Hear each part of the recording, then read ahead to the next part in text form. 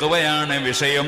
അത്തഖ്വാ ഹാഹുനാ, അത്തഖ്വാ ഹാഹുനാ, അത്തഖ്വാ ഹാഹുനാ. നബി തങ്ങൾ അതാ 3 പ്രാവശ്യം ഹൃദയത്തിലേക്ക് ചൂണ്ടി പറഞ്ഞില്ലേ, തഖ്വ ഇവിടെയാണ്, തഖ്വ ഇവിടെയാണ്, തഖ്വ ഇവിടെയാണ്.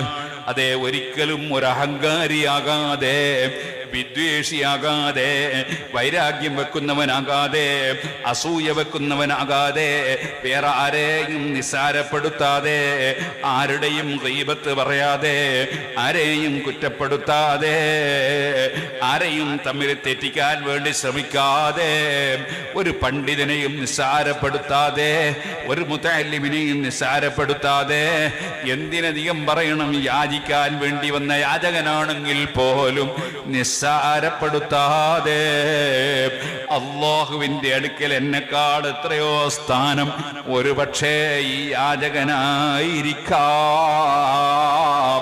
ഈ നിലക്കുള്ള താഴ്മയോടുകൂടുള്ള ചിന്തയാണ് ആത്മീയതയുള്ളവർക്ക് ആവശ്യം കേട്ടോ.